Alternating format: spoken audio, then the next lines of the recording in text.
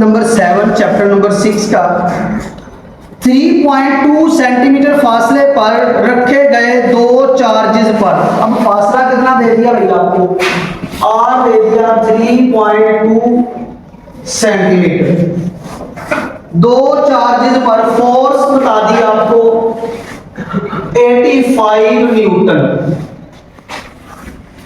अगर एक चार्ज की कीमत दे दी, हम इसे Q1 लिख लेते हैं, 25 माइक्रो कूलम, माइक्रो को आपको पता है कैसे लिखते हैं, मल्टीप्लाई 10⁻⁶।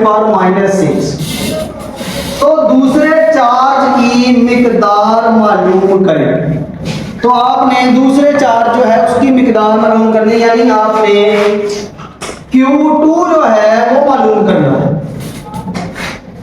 अब आप देखें Q2 मालूम करने के लिए हमारे पास जो फार्मूला है वो कूलम लॉ ही है, हम कूलम लॉ का सहारा लेंगे। फार्मूला आपने लिख दिया कि Q1 Q2 divided by R square.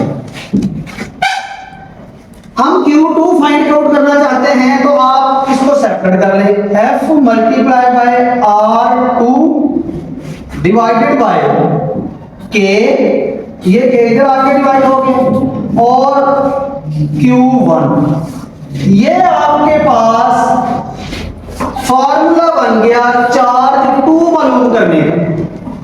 तो सबसे पहले जब आप फार्मूला सेट कर देते हैं, जो आपने मालूम करना हो तो उसमें गलती के चांस कम हो जाते हैं, इसलिए पहले फार्मूला आपने सेट कर लेना है कि किस फार्मूले से हम चार्ज की वैल्यू कैलकुलेट कर सकते हैं। तो ये हमने फार्मूला बना लिया, अब इस पर जस्ट वैल्यू पुट करनी है आपने।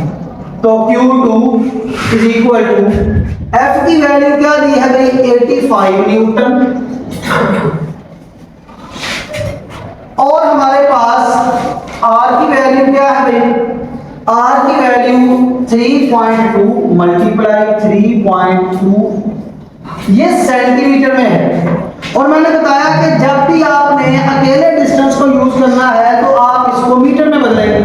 तो हम क्या करते हैं, 3.2 डिवाइडेड बाय 100, तो ये मीटर में चला जाएगा, और मीटर में इसका आंसर क्या आएगा, 0.032 मीटर। तो हम यहां पर वैल्यू जो लिखेंगे वो लिखेंगे 0.032 मीटर। अब ये हमारे पास इसको मीटर में कन्वर्ट करने के बाद ये वैल्यू आ गई। अब चूंकि यहाँ पर फॉर्मूले में स्क्वायर है तो हम यहाँ पर क्या लगाएंगे, स्क्वायर भी लगाएंगे। तो ये हमारे पास ये न्यूटन यहाँ लिखने की जरूरत नहीं, ये वैल्यू के की वैल्यू 9 मल्टीप्लाई 10⁻⁹। Q1 की वैल्यू क्या दी है भाई, ये चार्ज की वैल्यू दे दी आपको, तो ये आ जाएगा 25 मल्टीप्लाई 10⁻⁶। अब आपने इसको सॉल्व करना है। अब कुछ लोग या कुछ बच्चे क्या करते हैं, ऊपर वाले को मल्टीप्लाई करते हैं, नीचे वाले को मल्टीप्लाई करके बाद में दोनों को तकसीम करने लगते हैं। हमने ऐसा नहीं करना, हमारे पास कैलकुलेटर है, हमने कैलकुलेटर के सहारे से डायरेक्ट सारे का आंसर निकाल लेना।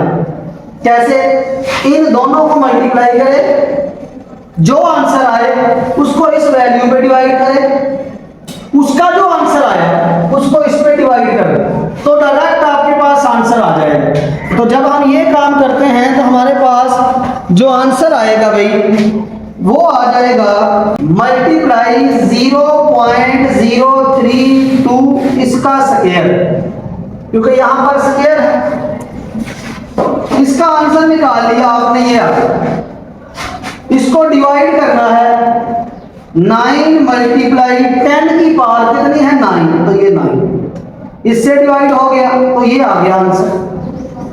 अब फिर इसको डिवाइड करना है इस नंबर से, तो फिर डिवाइड 25 10⁻⁻⁶, तो ये हमारे पास आंसर आ गया भाई 3.868 मल्टीप्लाई 10⁻⁷ कूलम। तो ये हमारे पास आंसर कूलम में आ गया जब हमने ये सारा कुछ कैलकुलेटर पे पुट करके आंसर निकाला। अब ये कूलम में है तो आंसर हमने किस में लिखना है भाई, माइक्रो कूलम में। माइक्रो कूलम में लिखने के लिए आपको बताया डिवाइड किससे कर दे इस वैल्यू को, मल्टीप्लाई 10 की -6 से आप इस वैल्यू को क्या कर दे, तकसीम कर दे।